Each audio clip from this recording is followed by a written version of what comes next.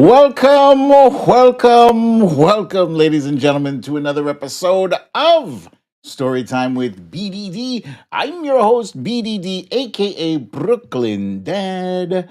Happy Friday, guys, and welcome back. Welcome back to the show. I know I did miss you guys last week. Last week was hectic, it was chaotic. There was many things happening. There are still many things happening. There's just are there fewer things happening now? No, there's still many things happening. Just they're in a more orderly fashion. But yeah, I missed you guys last week. I'm glad to be back in the saddle with you. And I see Zelda is back in the saddle at her top spot atop the chat board. So welcome back, Zelda. I never doubted that you would reclaim your spot there. The Trump Reaper is here. Monique Lee, Jenny Rayner, who saw me, by the way, on another show, no less than, what was it, an hour ago? Less than an hour? I was on Shrinking Trump, which was a lot of fun. Those guys are great fun. Valerie G is here. CJ is here. Bernadette H is here. Hello, Bernadette. The ABX girl is here. Mama AG, Meredith Powell. Punxsutawney Mo is here. Cindy C. Ness from Connecticut is here. Did I say CJ? CJ is here. Tracy M, aka Nurse Mitch, is here. Let's see. Brooklyn Dad Defiant is here. RJ is here. Excuse me. Foxhill Dreams. Diane London is here. Poetry in Motion. Good to see you too, my friend. Samantha Hawkins. Lucy L. Okay, you guys, thank you for doing a roll call with me. Let us do what I like to call the stories of the day.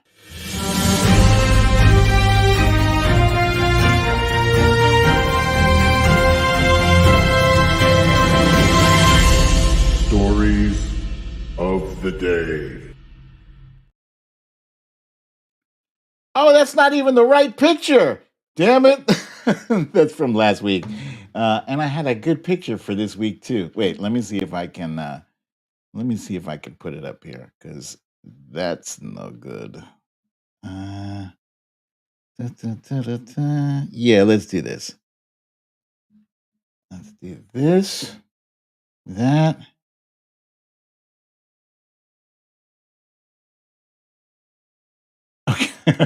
Okay, that's the picture for today's show.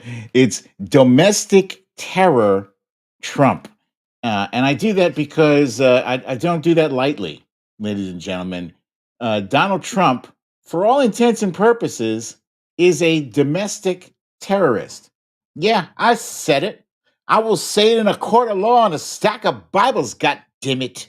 When you have somebody who is exerting time and energy to distract our first responders from their goal of saving lives, who is using time and energy to disparage those same people, those same government officials, and those first responders that are attempting to save lives, then you're a fucking domestic terrorist. There's nothing else that can be said to make it any different.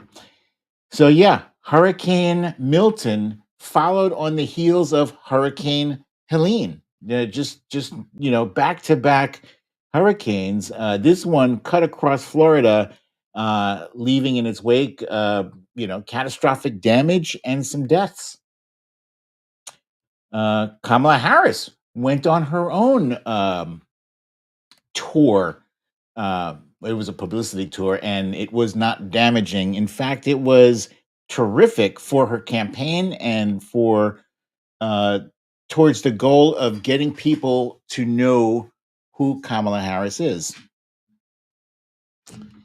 And this Jack Bucket is is like his own. He is a natural disaster to himself, and really, this race should not be as close as it is because he is working overtime to the kind of things that he says would normally have undone any other political campaign. And I'm my mind is boggled. I can't explain it.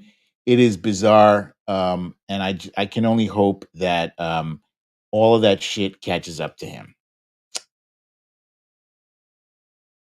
And before I forget, make sure you hit the subscribe and the like button. The like button resembles the thumbs up right there. And the subscribe button is just that red box that says subscribe. Wait, do I have one? I don't have one, but you guys have one in YouTube land. Um, Really quick, I have seen all of the three previous Bad Boys movies, and the latest one is available on Netflix, so I will be watching that. That is my jam. Whether it's supposed to be good or not good, I don't care. I've already seen the first three. Um, I like the first two a lot. The third one was okay. Um, but yeah, these guys they have a thing. Maybe this will be the bookend to close off Bad Boys from doing any more sequels. I'll let you know what I think about this one. But yeah, it's available on Netflix. I'm an action adventure dude, so Friday, pizza, movie, action. That's my jam. What is not my jam, but has my full attention, is this Netflix show right here. This is the most un-Majid, un-Brooklyn Dad-like show of all the shows. This is technically it's a romantic comedy, what people would call a rom-com. Um, and I love it. I love it. Wifey actually had started watching this a week or two ago. Maybe it was last week or something. I was like, "What's that?" And she's like, "Oh, you wouldn't be interested in this." She knows me. I was like, "Ah, if you're watching it, let me see what it is." And I loved it. And it's this show on Netflix called Nobody Wants This. It's a romantic comedy, but it's really smart. It's a smart, and not to say that, romantic comedies tend not to be smart. Um, but it's smart, it's funny, it's got a great supporting cast. It's one of the guys in this was in Veep. He played a very funny character named Jonah, who was like everybody hated this guy. Anyway, Nobody Wants This is about a couple who I guess should not be together because they have religious differences. Um, the man, and his name is I feel like his real name is Adrian Brody, right? He plays a rabbi, and what the hell is her name? Veronica Mars. uh, she plays a damn it. What the hell is Veronica Mars's real name? Uh, Anyway, she plays someone who is considered a Gentile, aka a non-Jewish person, and they meet and the sparks fly. And it seems like the people in their orbits, Kristen Bell, thank you. Thank you, Meredith Powell. The people in their orbits do not care to see the two of them together. But I, for one, I love it. I love it. It's, two people who don't give a shit about what their differences are, and they care more about how they feel when they are with each other. Oh, Anna from Frozen. What do you know? Okay. And last but not least, I've been talking about this show, Fight Night, the $1 Million Heist, for a few weeks now.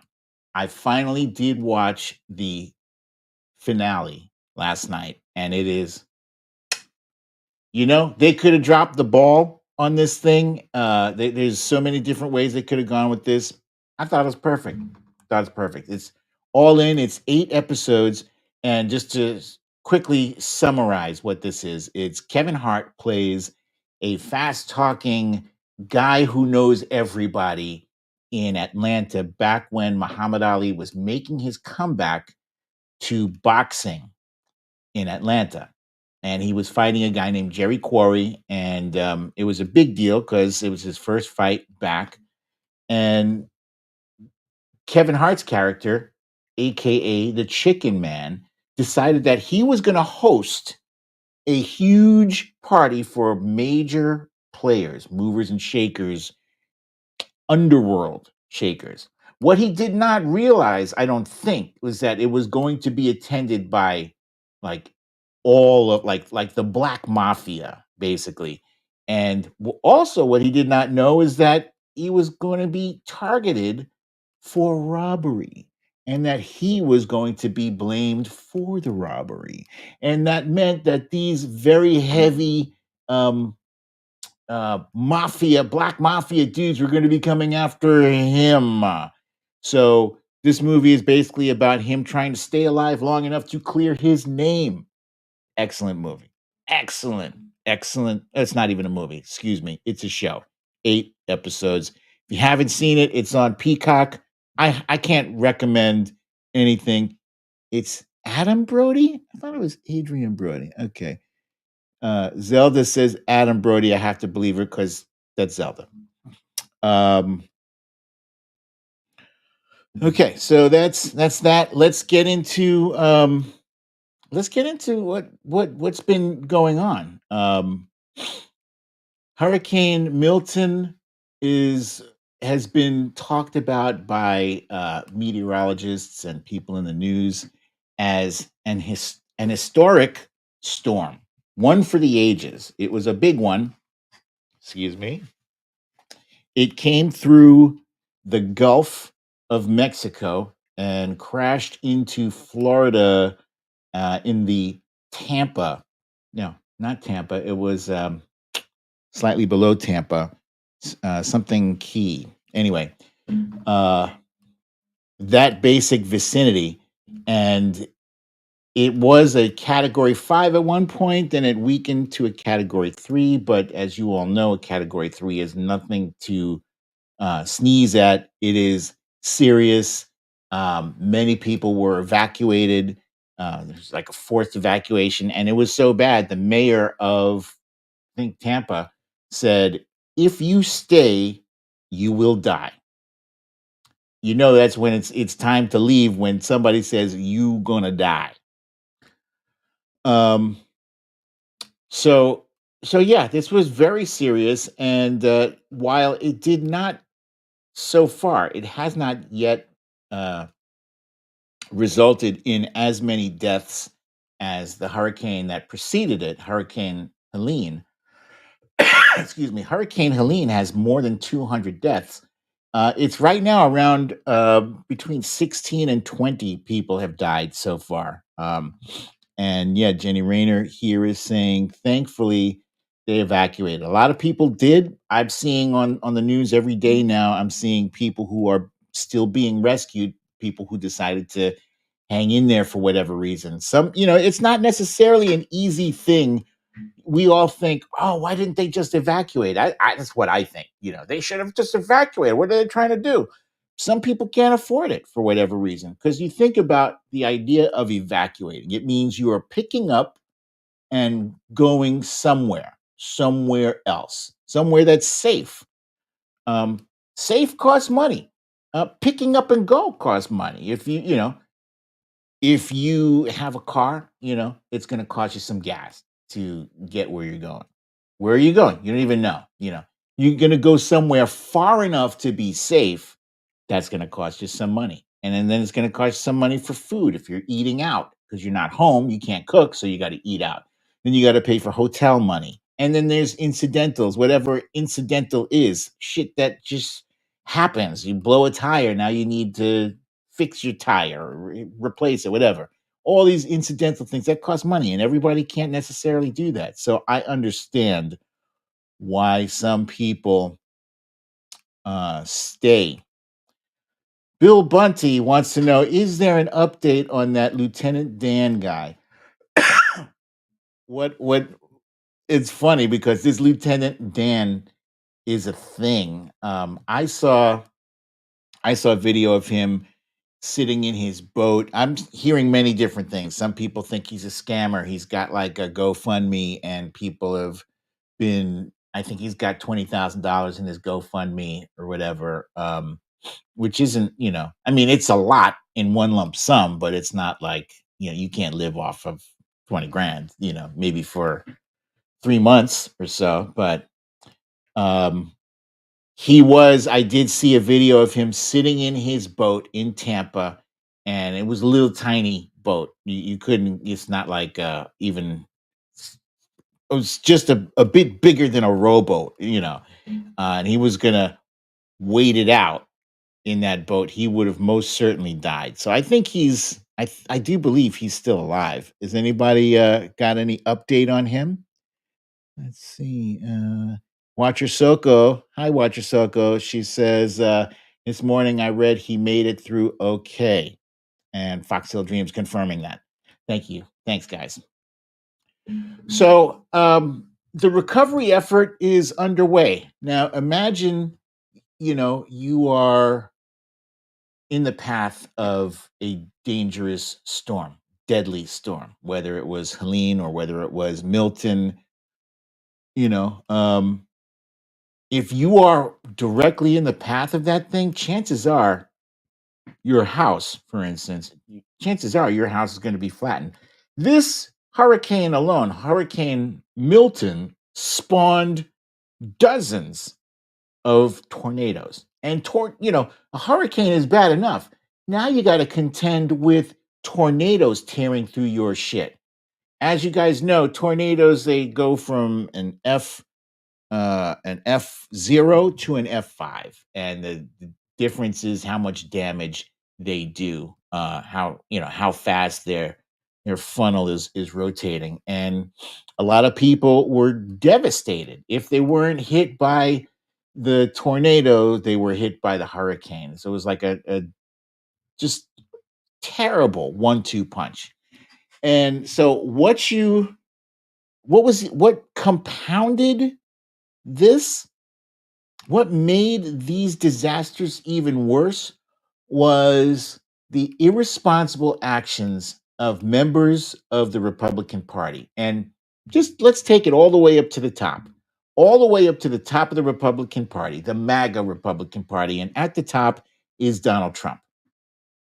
I hold him responsible for all the mayhem and the chaos surrounding recovery efforts over the past several weeks.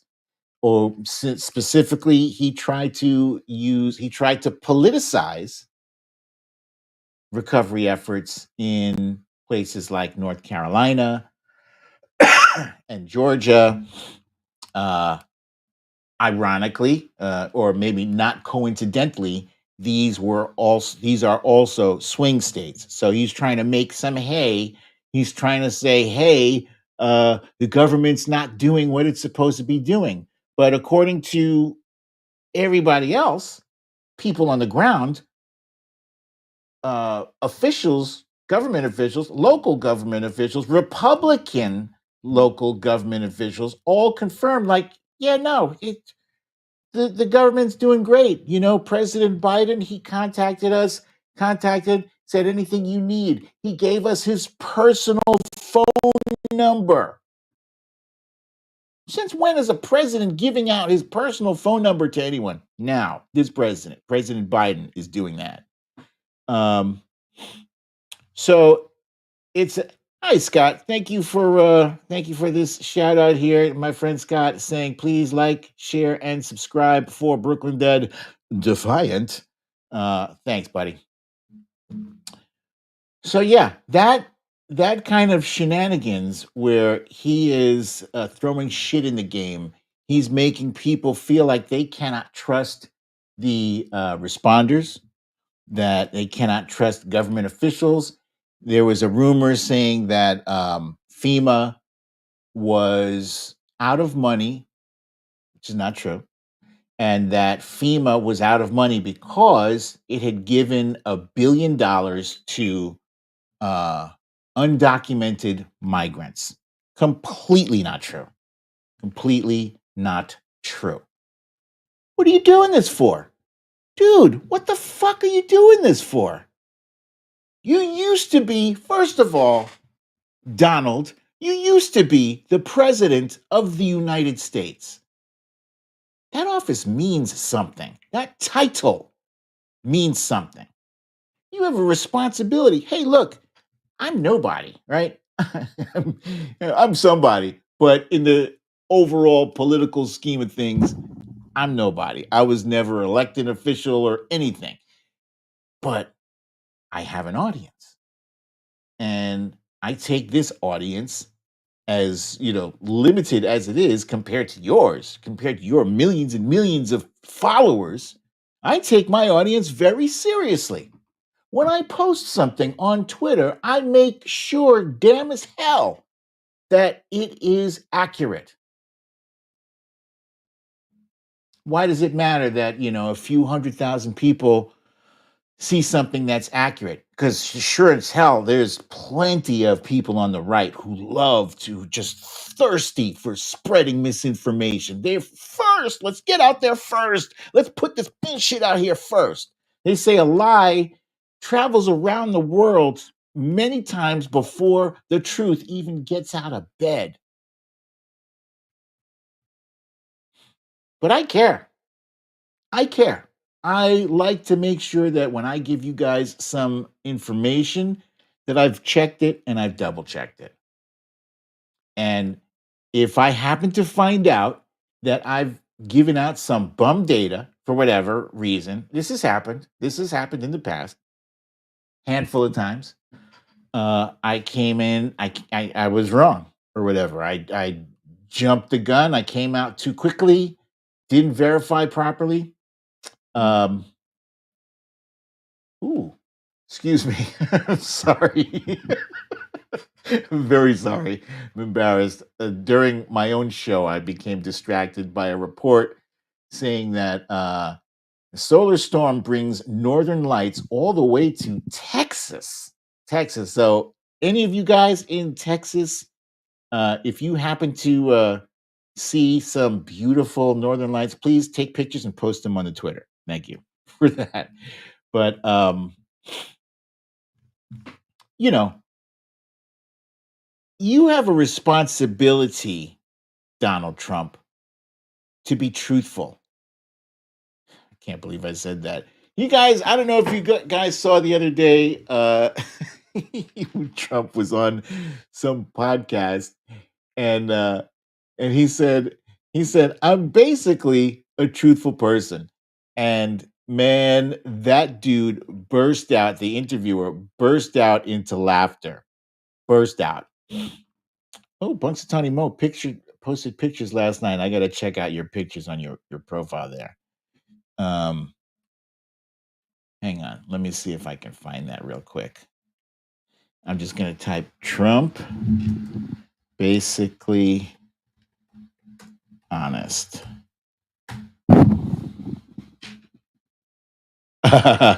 Basically truthful. Yeah, right.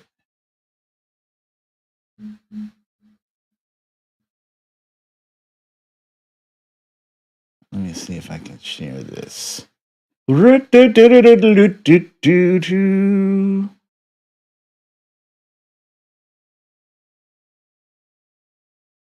Oh, and then I'm gonna put up. I'm gonna post teacher Lori G's comment there because that's some helpful knowledge there. I have a hard time doing it to them Mhm. because I'm basically a truthful person. But and frankly, frankly, I have a hard time doing it to them Mhm. because I'm basically a truthful person. But and frankly, I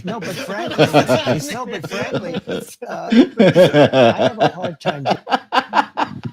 I love it. That is some funny shit because the dude was conducting an interview and man, he could not control his laughter, bro. He's sitting there with the former president of the United States, is basically truthful, burst out in laughter. Can't even, uncontrollable laughter. That was funny.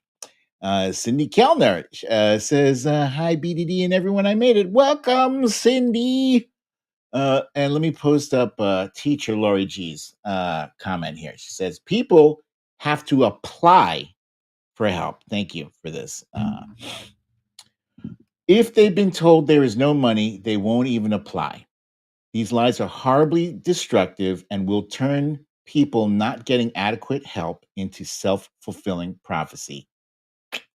Perfect. This is perfect. Thank you for chiming in with this. Oh my goodness. Jesus. Wait, I just did I miss my friend Zelda doing something here? Oh, Zelda. Zelda, thank you so much. Thank you so kindly for the kind donation. I greatly appreciate it. This is very sweet. Thank you so much. Um But yeah, that is exactly right. What teacher Laurie just said, and about the self fulfilling prophecy. They believed. Why do they believe this guy? I don't get it. It's they say it's like a cult of personality. It's got to be something more. Because I mean, I'm just I am puzzled beyond belief. I cannot even can't understand it. Um oh my goodness. Monique Lee. Monique, thank you so much. Thank you. Thank you, Monique. That is very kind of you. I appreciate that so much. Thank you so much. Uh anyway, so I was talking about the recovery effort in um being impeded by this disgusting, reprehensible, deplorable misinformation. And you know what even bothers me more than this is the silence of these so-called um, responsible members of Congress, Republican members of Congress. Come on, come on. Have you no decency? Really, folks, there needs to be a groundswell, a massive landslide in public sentiment that rejects the lying, the cheating, the misinformation, the hatred, the racism, all the shit that we get from JD Vance and Donald Trump, this supercharged, anti-immigrant sentiment. Ah, every they add anti-immigrant sentiment to everything as if it's like adobo. That seasoning thing that you can put in everything, adobo, whatever. They add it like it's that. Excuse me. Brad wants to know when are live. We are live now. We are live, my friend. Um, Monique.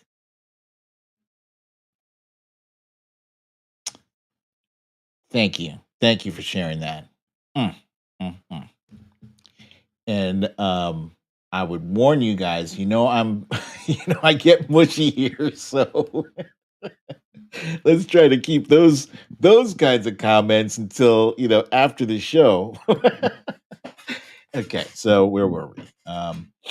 Oh yeah. So what was ironic? What was just even more ironic about Donald Trump casting aspersions on this administration, saying that they were withholding aid, was that Donald Trump himself, every accusation is a confession. Donald Trump, yeah, he himself, he wanted to withhold aid from California until his own assistants told him, wait a minute, you can't do that. These people voted for you. It shouldn't even matter. It shouldn't matter. Whether they voted for you or not, you are the goddamn president. How is it this close? How is it this close? Um, let's talk about happier stuff, right? Yesterday, President Obama made his presence known and felt with his first appearance in Pennsylvania as a surrogate on the road for Kamala Harris. And there's probably no um, there's probably no better surrogate right now than President Obama, except maybe Michelle Obama. I gotta say, if I didn't say this before at the DNC, President Obama's excuse me, his speech came after Michelle's, and I was like, wow, she just she just destroyed. I mean, his speech was good, but hers was like the speech of the night, possibly of the entire DNC. Uh,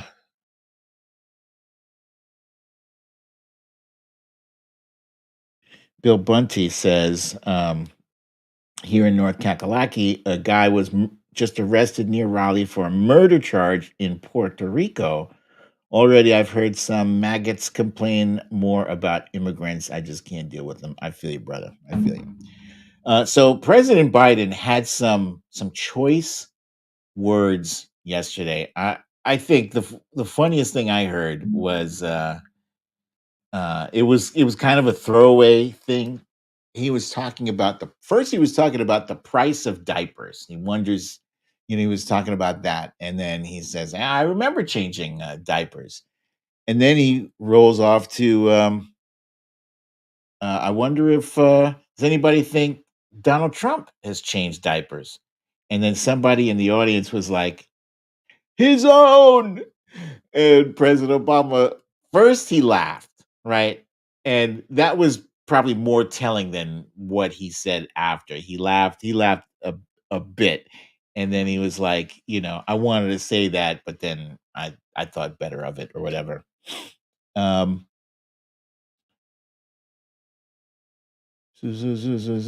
yeah, I'm going to play a snippet of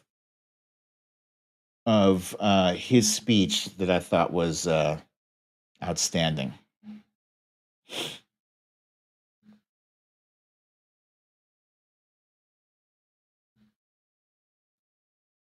I get it. Why people are looking to shake things up. I mean, I am the hopey changey guy. So I understand people feeling frustrated and feeling we can do better. What I cannot understand is why anybody would think that Donald Trump will shake things up in a way that is good for you, Pennsylvania. I don't understand that.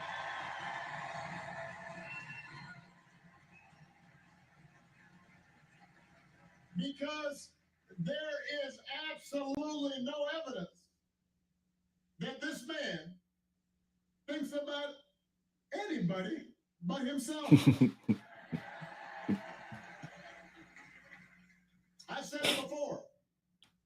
Donald Trump is a 78-year-old billionaire who has not stopped whining about his problems since he rode down his golden escalator 9 years ago.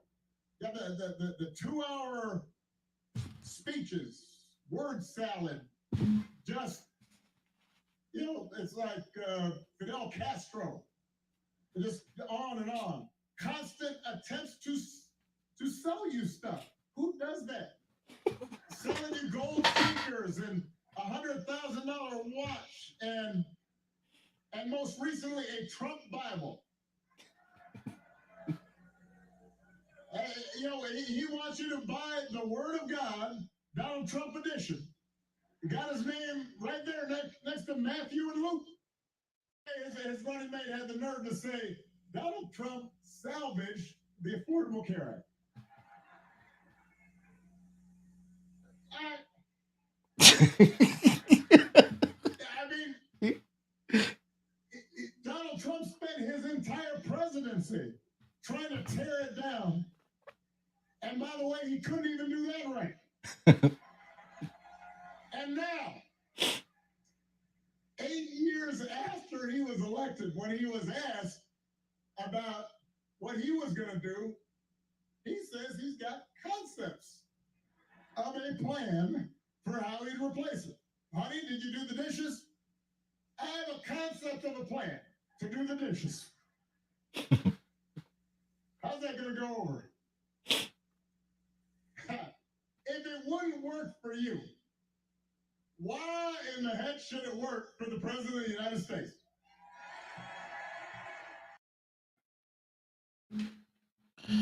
President Obama is great. How he sets things up. He's got like, he's got that smile on his face, like he can't wait to uncork this, and that little chuckle that's behind his lines, and you can feel it because it's ridiculous. You can feel the absurdity of everything Donald Trump wants to sell you to believe. I mean, it is unbelievable. Like the fact that he is selling watches. By the way, I believe this Bible that he's selling, it's like a God bless the United States of America. God bless the USA, made in China. You can't even make this shit up. Made in China. God bless the USA, but we're going to make these Bibles in China. China. Let's see. I should seek help from my TDS. No, I think I'll just, kick your ass the fuck out of here because I don't have to tolerate that shit. All right. You need to leave. Yeah. So I'm happy to see President Obama, out there on the campaign circuit. But frankly, I think that's gravy. I think Kamala Harris has been doing fine on her. She and Tim Walz are excellent. The fact that they have surrogates like President Obama and Hillary and everybody else who comes out to speak on their behalf is gravy. But those two are already excellent in messaging. And that leads me to this past week where Kamala Harris embarked on a barnstorming media tour where, before there were right wingers that were saying, oh, she doesn't do enough interviews. And when she did that interview with her and Tim Walter, like, "Ooh, she can't do an interview by herself." Now she's doing a ton of interviews to the point where Nancy Mace was, well, isn't this peculiar? All of a sudden, she's doing all these interviews. Make up your minds, you shitheads. Yeah, first she wasn't doing enough interviews. Now she's doing too many interviews. Get the hell out of here. Get the hell out of here. So she did 60 Minutes, and this is noteworthy because Donald Trump was also invited to do an interview on 60 Minutes. He backed out. He backed out. They like to portray Donald Trump as some kind of, alpha male. They have all these memes of him dressed as a gladiator, dressed as Rocky Balboa with rippling muscles and just oozing testosterone. But really, in reality, he's a fucking scared little bitch. He's a scared little punk ass bitch who couldn't look Kamala Harris in the eye at the debate. Couldn't shake her hand. She had to come across the stage and force her hand into his. Little punk ass bitch. And he's too afraid to go on any of these interviews. Why? This is 60 Minutes. This is tradition. This is tradition. Every person who is seeking the office of the president goes on 60 Minutes. It's the largest. And mind you, I don't give a shit, really, that he didn't go on there. If he did, it would have been worse for him, I think. You'd like to think that it would have been worse, but then, if he shits in his hand and slaps it onto the camera, his followers will be like, "Look at how artfully he did that. Oh, he's so bold." He can do no wrong in their eyes, but it's the rest of the country you worry about. It's the rest of the country you feel like, are you guys paying attention to this insanity? It can't just be us, right? I feel like at some point I understand people saying, "Oh, I can't pay. I don't have the patience. I'm too busy for politics. I'm trying to make ends meet." And I get that, right? But look, we're all trying to make ends meet, all of us. Except if you're like a billionaire and you have people who can do things for you, so you don't have to worry about that. And you can.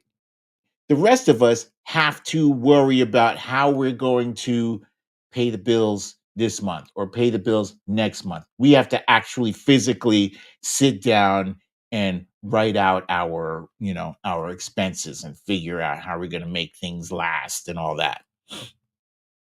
So that's no excuse. That's no excuse, just because you're working or whatever. Maybe you spend a half hour less watching that bullshit uh Real Housewives of Atlanta or whatever, and you focus on what the hell is happening to your country. Stop inhaling that bullshit uh that is Fox News or Newsmax or America One America, whatever the hell it is. And wake up to what's happening, because Donald Trump uh, could win. He could win. I'm not taking it for granted that I my belief my belief is that the news media is intentionally keeping this close, and they are I believe they are colluding with these poll makers.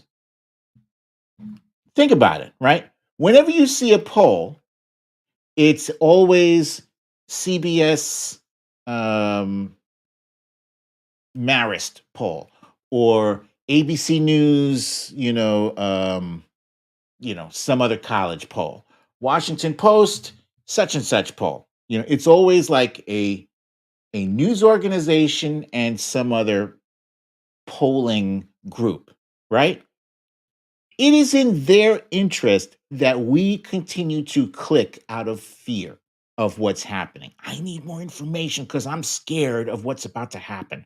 So I'm going to keep clicking and clicking and clicking obsessively because I need more information. And why am I obsessed about it? Because the news is telling us that it's close. And there's a lot of us who are stressed out thinking, wow, is it really that close between a slice of chocolate cake or a razor blade, an apple filled with razor blades? Is is that well, what? How many layers is the chocolate cake? It doesn't matter. You're not going to eat an apple full of razor blades, or are you? For crying out loud. Anyway, so Kamala Harris did just fine on 60 Minutes, and she did just fine on Howard Stern, and she did just fine on The View, and she did fine. Last night was, I want to say Univision. I think it was Univision, right? She was on Univision last night. She did great, I think. She's consistently comes across as a thoughtful person, as a sensitive person, as a no bullshit person. She isn't bullshit, in my opinion. You know what I like? I like when she breaks things down in a way um that regular people can relate to, right? When she talks about, for instance, when she talks about caring for excuse me, caring for an elder, a loved elder. listen to her story, and you can tell that that's a lived experience. You know, talking about preparing things um, that they like, and picking out clothes for them, and et cetera, et cetera. And she breaks things down in a very relatable way. This thing should not be as close as it is, but lo and behold, it is. Um, so let's move forward now on to Donald Trump and what the hell is going on with him. Because on the one hand, it would seem like he's misfiring, and he is. Don't get me wrong, he absolutely is. He will go on some tangents and lose his train of thought and doesn't know where the hell he is as he's speaking. And you know, every speech that he gives is some of that, some sundowning moments.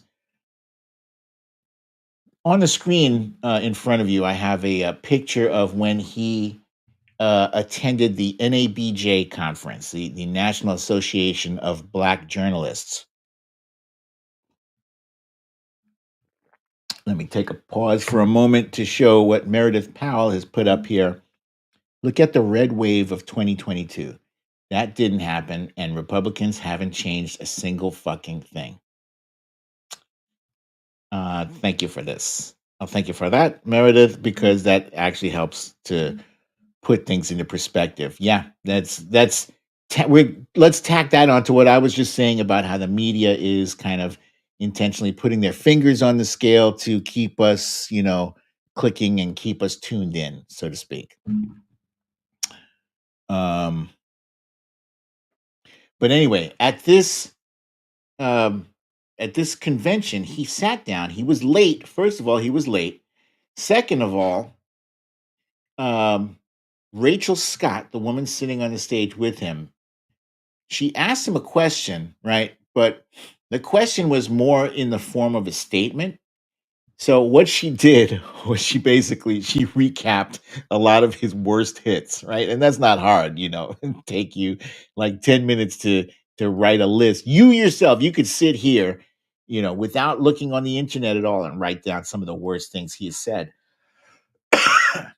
And so she basically repeated his own words to him. And then she says, after having said all of these things, why should voters pick you? And then he said, first of all, it's the rudest thing anyone has ever said to me. It's disgusting. I can't believe you said these things. Uh, um, but she was very polite when she said it. But I guess your own words sound like an insult, and they should, because you often mean them in an insulting way. And so, you know, why would you even bother to go to the NABJ if you're going to pick a fight with them? And that's what he did. And it got bad. I was sitting there watching. I'm sitting right here actually watching it on the TV, and I was like, "Holy shit." I couldn't believe, is this Christmas? I thought he's done now, but he wasn't done. Uh it was insane. And then that was the thing when he said, I didn't know she was black. The whole time I thought she was Indian, and then that's what she said, and all of a sudden she became black. I was like, wow, wow, wow, wow. That's white privilege. That's white privilege. Only white privilege will allow you to say dumbass shit like that and still be a contender. Still get away with everything he said. You guys remember John Edwards? John Edwards from the early 2000s. I don't remember what state he represented, but that was one charming ass dude. He was handsome. Uh, he said all the right things. He sounded good. He was, almost perfect candidate, except he was leading a second life. He was cheating on his wife, who was like ill. I think she might have had cancer. And I think he had a whole like second family or something. Done. Done. That was Donald Trump. he would probably gain a point or two in the polls behind that. So, anyway, I say all this because I was wondering, why did he go to the NABJ and basically shit in their cornflakes on national TV? Especially since he seemed to have been attempting to say that he was reaching out to the black community. Nah, that was a head fake. That was a head fake. What he was doing was communicating a message to his most fervent racist supporters. That was it. He specifically disrespected them to let those racist followers of him know, hey, it's me. Hey, I'm here, but I'm doing this for you. Okay. Everything you wanted to say to black people about black people, to this black Kamala, not Kamala, but Kamala. He knows how to pronounce her name. He's specifically exerting, like specifically, intentionally mispronouncing her name. And that shit is racist too. That's code. That's code. I don't respect you enough to pronounce your name correctly. It's only 3 syllables, 6 letters. Great brain, you can't pronounce her name correctly? Come on now. And so fast forward to yesterday when he was in Detroit, and everybody was and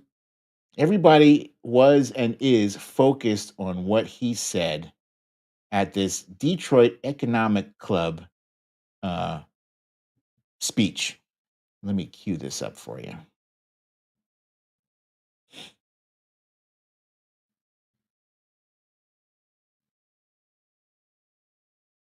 Right.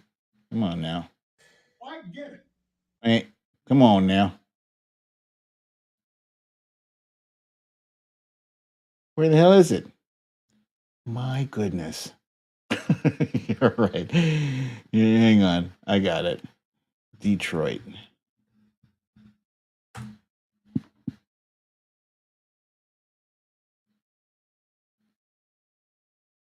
There we go. Wait.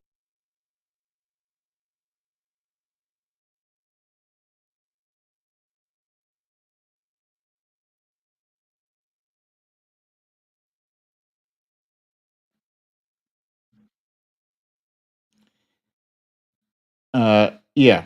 The whole country will end up being Detroit. You're going to have a mess on your hands. So, what does that mean exactly? If you're living in Detroit, and you happen to be, ooh, Pam Ham, thank you.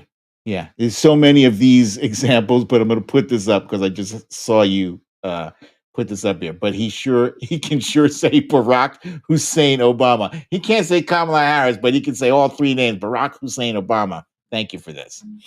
Um, if you happen to be a Detroit resident and you thought your city was pretty all right compared to how it was back in the 80s, because I remember when Detroit was really bad.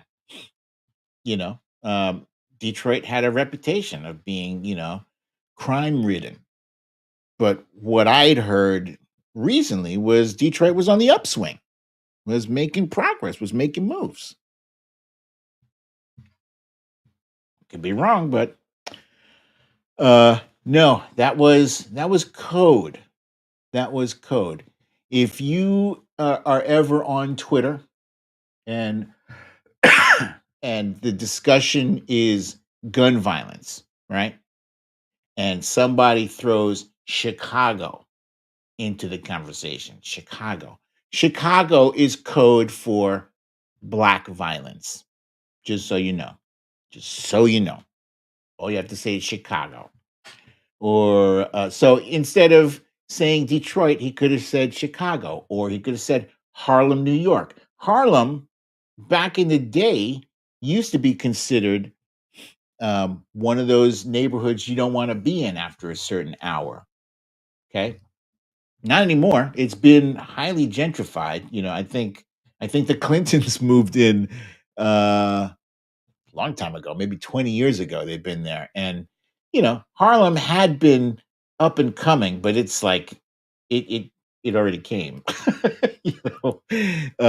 Harlem is very nice now. There's still some areas that are rough, on the fringe, so to speak, but overall it's made an uh, incredible change. And you could say the same about Detroit. So Donald Trump is talking to his audience uh, of racist people. That's who he's talking to. He has made a calculation that he can no longer count on enough black support because he done shit the bed in many ways. And I've seen recently there today and yesterday, the news media has been focusing um,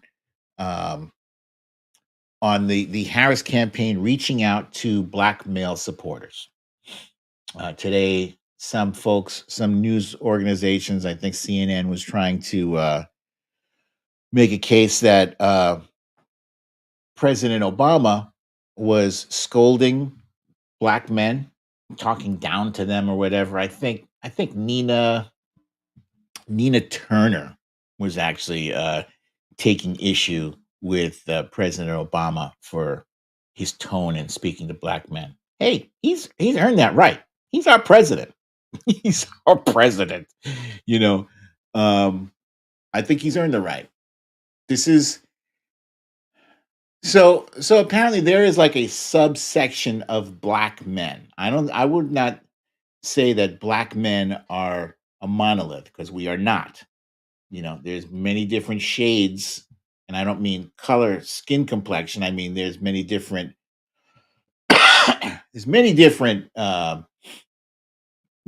men in our black men category. There's some people who are more nerdy like me. You know, there are people who are more aligned with hip hop culture, right?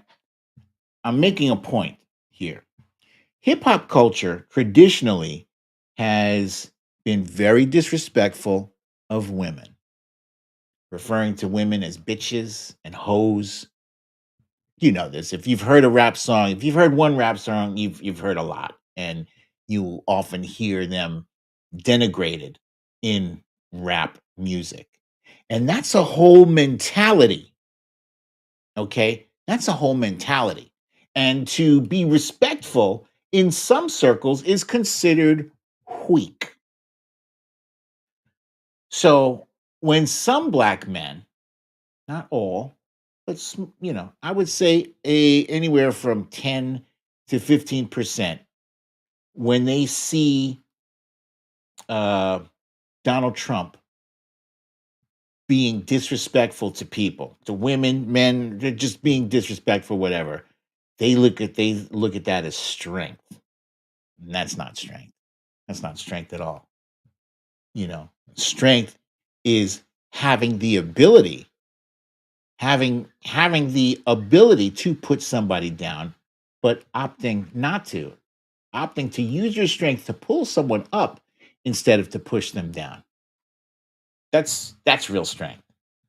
And I think that was the case that President Biden was attempting, excuse me, President Obama was trying to make. And I don't know if he got across, but I like the message that he's putting out there. Um, so yeah, I would like to move on to the biggest loser. So this Tuesday, I am going to be this book goes on sale, officially goes on sale.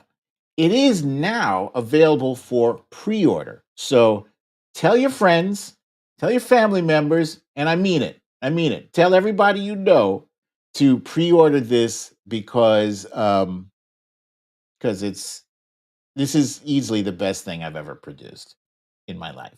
And I've produced quite a few things.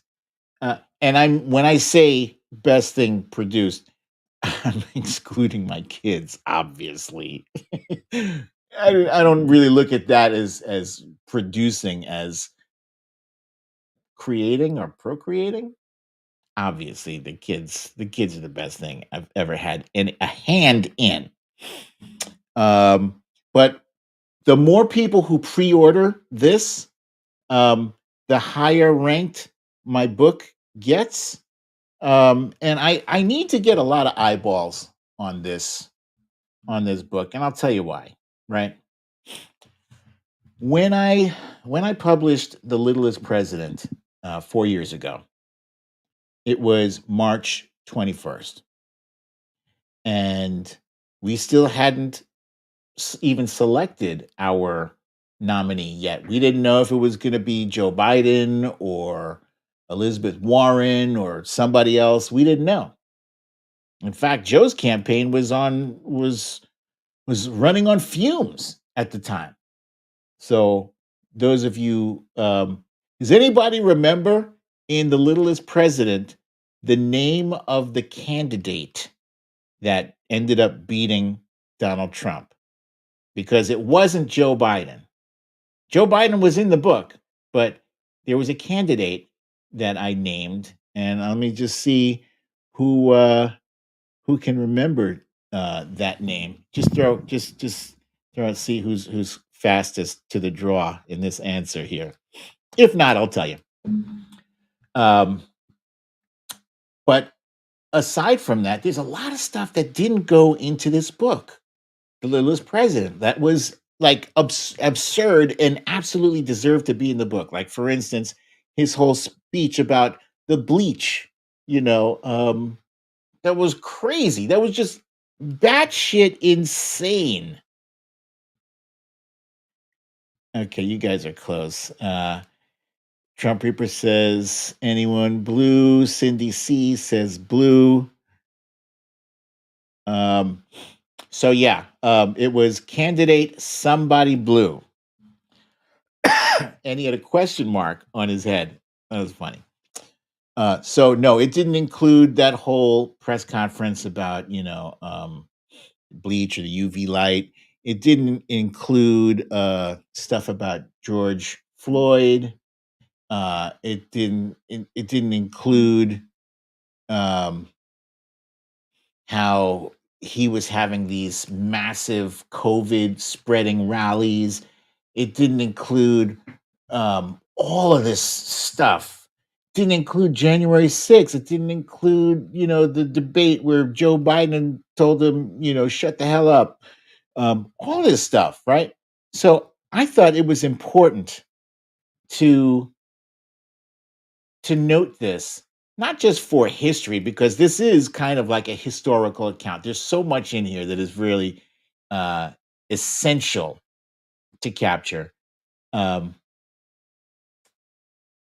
but it's also like a reminder because there are so many people ready to memory hole. Memory hole is like just to forget all of the shit that he did in that last year of his presidency that was horrendous. They're just ready to give him a pass on it. Why should he get a pass on hundreds of thousands of people, a million people dying unnecessarily because of his mismanagement? As president of the United States, your main job is to protect your citizens.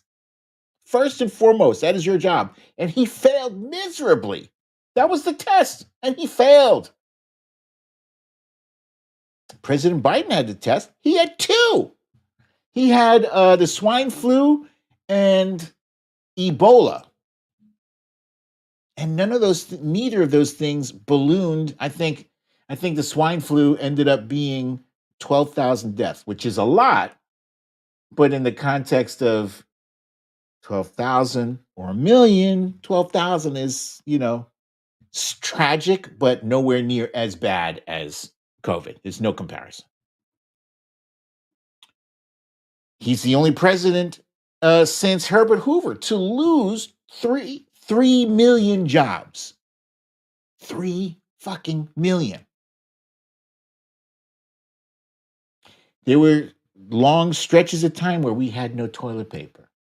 There were long stretches of time. In fact, that whole entire year, people were lined up for miles at food centers to get food.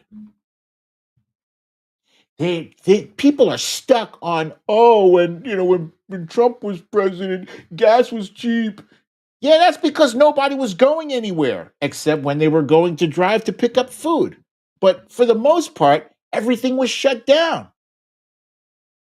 So that's why your gas was cheap, dum dum.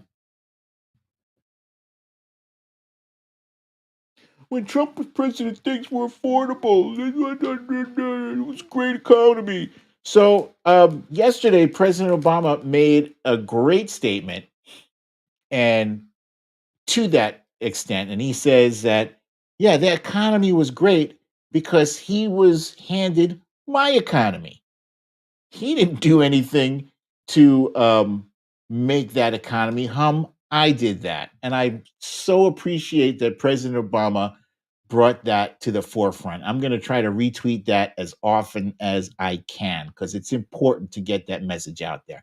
And I like to believe that the bigliest loser gets things like that out there in a humorous way, but also like I'm not pulling any punches on it. And speaking of that, let me share with you, in case you have not already seen, I would like to share with you the promotional video that I myself, yours truly, have put together with these two hands. I did this myself.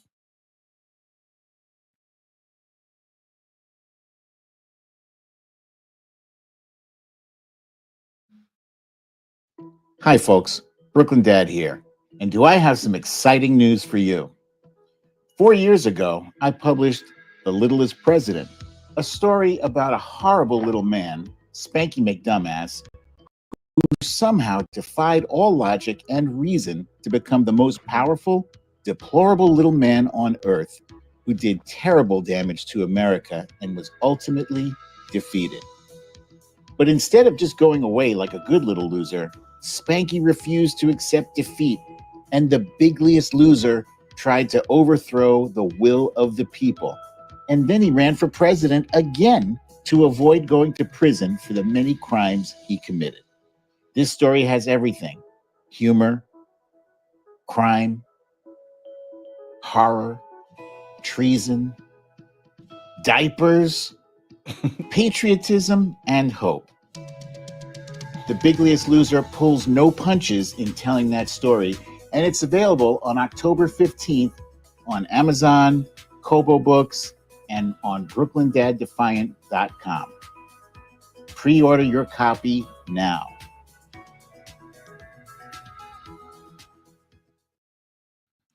Yeah. So yeah, that was my video. I've gotten pretty good at actually at producing videos together. Oh, Pam Ham, thank you so much. She was totally inspired by the promoter on Twitter. I will not ever refer to it as X. Can I put the link to this promo in chat? Yeah, I'm gonna do that. Let's see. Where is it?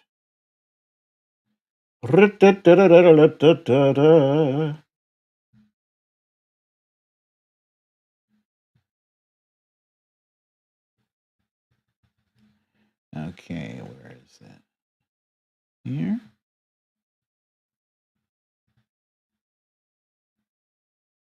There you go. Um, yeah, so let's see. I think I have some pages here I wanted to share with you. Um, so as for the release party, thank you for, I would almost forgot. I was going to tell you guys about this. This Tuesday is when the Bigliest Loser officially goes on sale.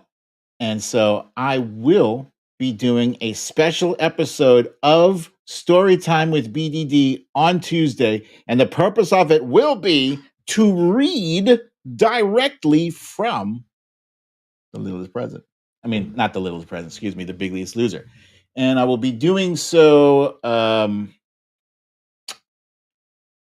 not just on YouTube, but also on Twitter. So normally I like to only stream to YouTube this show, but for the purpose of mass distribution, as mass as it can be, because Elon has been suppressing my views unbelievably.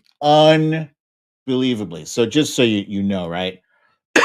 Excuse me. When I post a tweet, normally, if I have, I don't know, 100,000 views, that 100,000 views translates into, on average, 10,000 likes, right? But now I'll post a tweet and it'll get 100,000 views, but it will only have, 1,000 likes. Why is that? It's because the majority of my tweets are now being funneled not to you guys, but they're being funneled to the people who hate me. They're being funneled to MAGA. So when I look at my tweet replies, I see 90% of them are telling me to go fuck myself. They're telling me that I'm this and I'm that, a drug addict, blah, blah, blah, blah, blah, blah, blah. I see a lot of them muted already. Sometimes I go to look at Charlie Kirk's tweets. Charlie Kirk is a right-wing influencer on Twitter. He's got, I don't know, like 5-8 million followers. When I look at his tweets, they are 99% MAGA. And every once in a while, you'll see, somebody randomly posting, something to go that tells him about himself.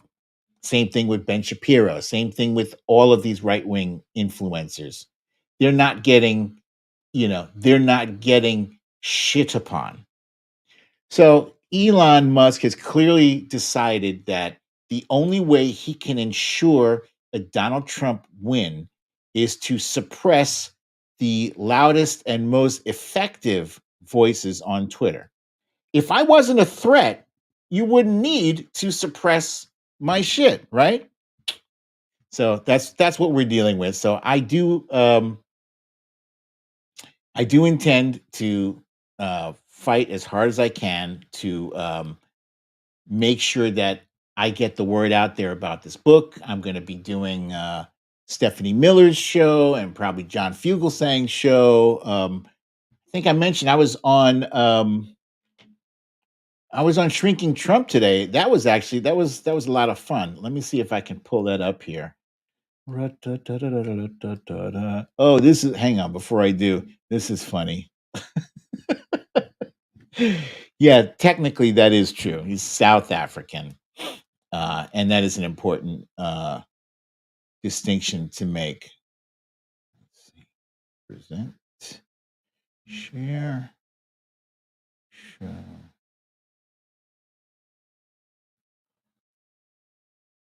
Here we go.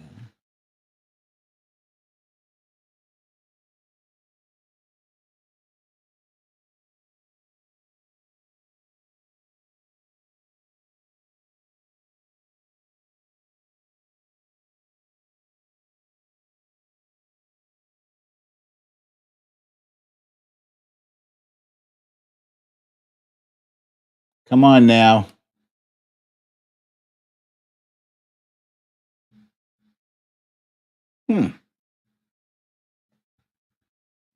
Okay, it's not playing for whatever reason. I'm not going to keep you guys here with dead air.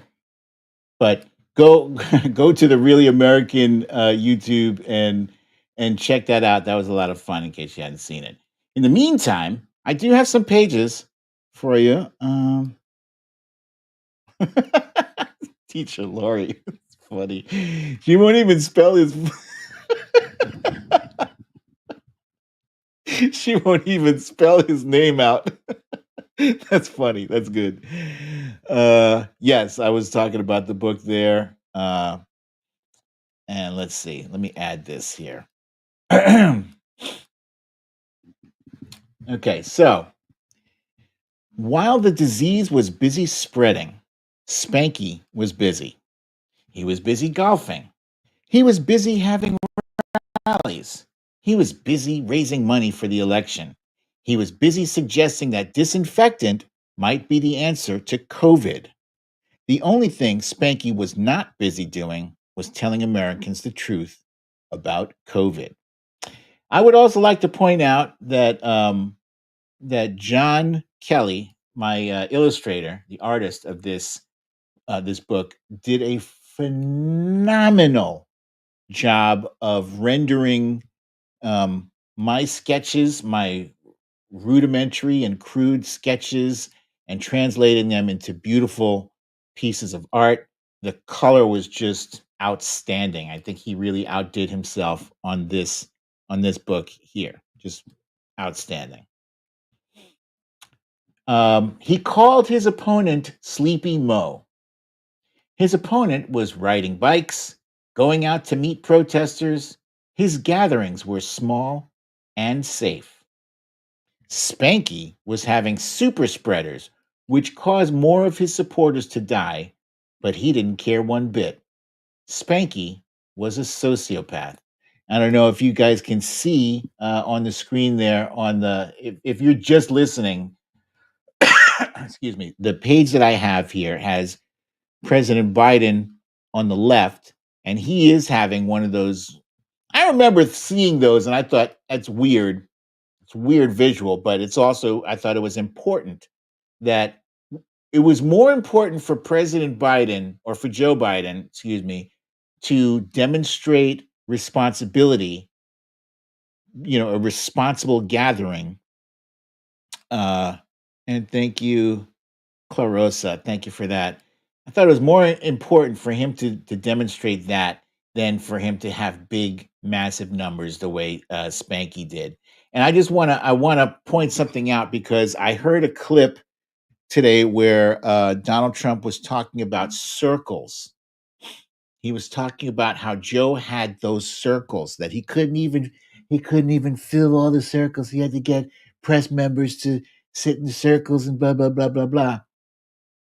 Um, and the news commentators couldn't figure out what he was talking about. He obviously was talking about the circles with the safe social distancing moves. And I thought that was important that he did that.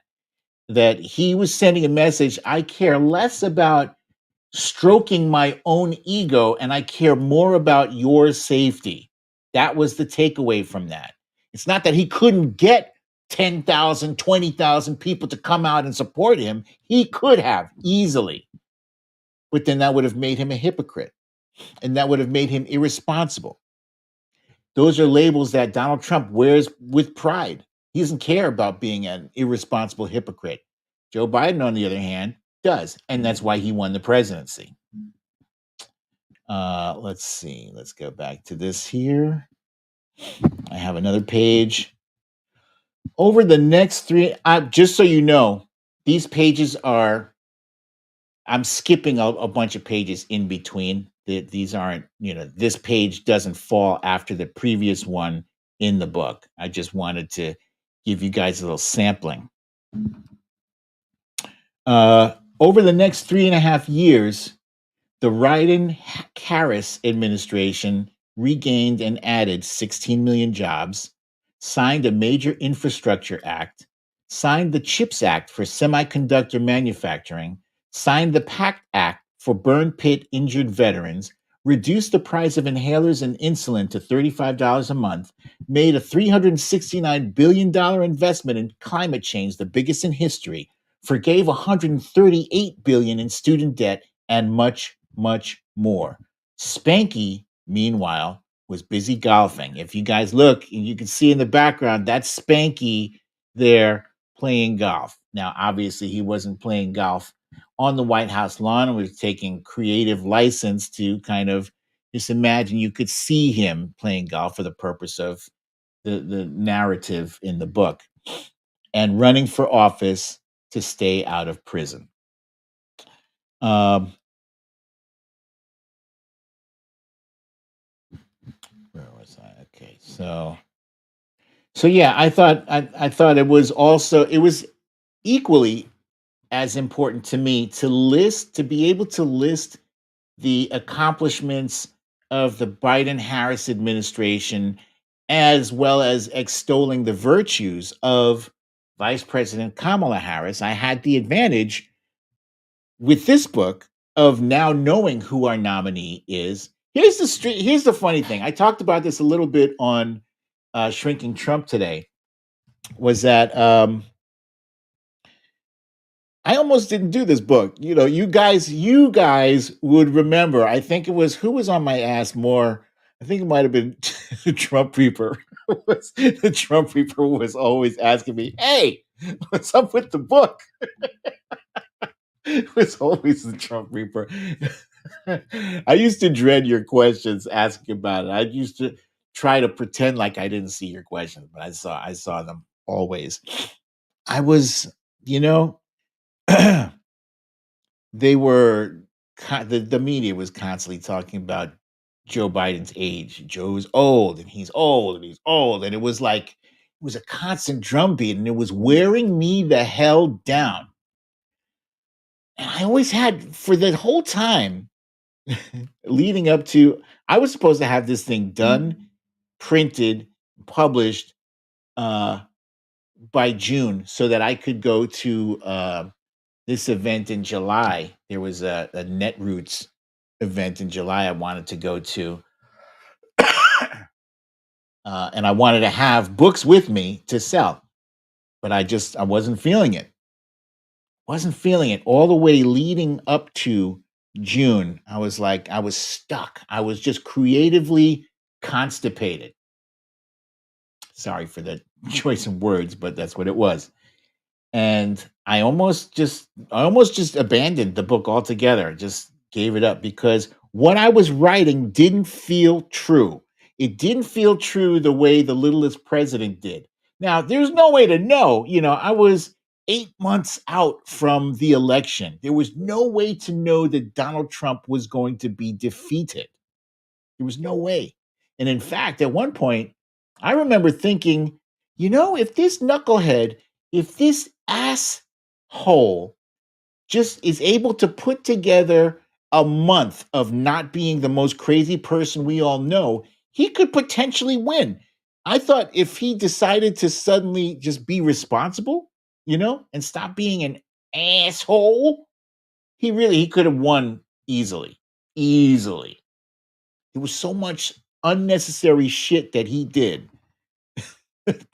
added to his defeat. It's not just that President Biden won, but Donald Trump also lost where he could have won. So, I didn't have a crystal ball. It might have seemed like I was Nostradamus, figuring out that Trump was going to lose, 8 months ahead.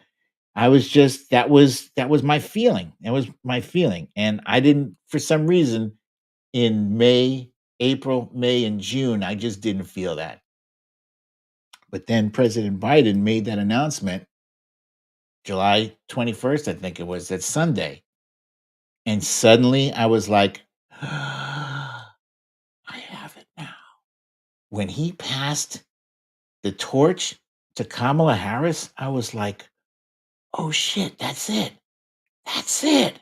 And I felt it. Suddenly I felt the truth. Now, I'm gonna say this again because people keep asking me, you know, um, you know, you seem to be putting a lot of stock, a lot of you're like banking on Kamala Harris winning, right? I'm like, yeah. Well, what are you gonna do if she loses? What happens if she loses and Trump wins? Those trolls are going to come after you. Well, you know what? They're coming after me anyway. So what? I rather, put this out there, believing, believing in something than not, than do nothing. So this is my offering. This is my offering to humanity. Uh, and I think that if there's enough goodwill out there, if there's enough of us not only just voting, but putting that energy out there, putting that positive energy out there to manifest, because I think we manifested this shit in 2020. In 2020, I think enough of us were like, yeah, I'm going to vote, but I'm also going to like pray like crazy to, to help Joe Biden win. I think there was a lot of that went into that victory too. And I would like to see that. I would like to see Kamala Harris win by 20 million. There is also, of course, in the book there is a prediction as well. So yeah, there it is. There it is, guys. So I have held you captive here long enough. I appreciate you all for showing up and joining me for this episode of Storytime with BDD. I'm your host, BDD, aka Brooklyn Dad. Once again, ladies and gentlemen, I will remind you that this coming Tuesday, October 15th, the Bigliest Loser officially goes on sale. So I would love it if you pre-ordered right now. But also know this: if you are interested in getting an autographed copy of The Littlest President, go to my website, brooklynDadDefiant.com. Click right there. I do actually have copies handy right here. I will be autographing books this weekend and sending them out next week. Excuse me. So if you want to get ahead of the game, go ahead and go to my website, brooklynDadDefiant.com, and click on what is it? Hang on, let me look here. Oh, let me take you. Let me take you with me. How about that? Let's go. Let's go to Brooklyn Dad Defiant. There. Look at. Wait, no, that's not it. There it is. See my little icon there? Okay, let's merch. Let's go to the home. Okay. So there is the Bigliest Loser. Pre-order available here. I think click here. Then it says BDD's books. So that's The Littlest President. Paperback, hardcover. And there's the Bigliest Loser right here, hardcover, paperback. And that's it. Let me stop sharing. Great. So once again, folks, I appreciate you. I love you guys. I look forward to seeing you Tuesday, 5:30 p.m. Eastern Time. I love you all. Peace.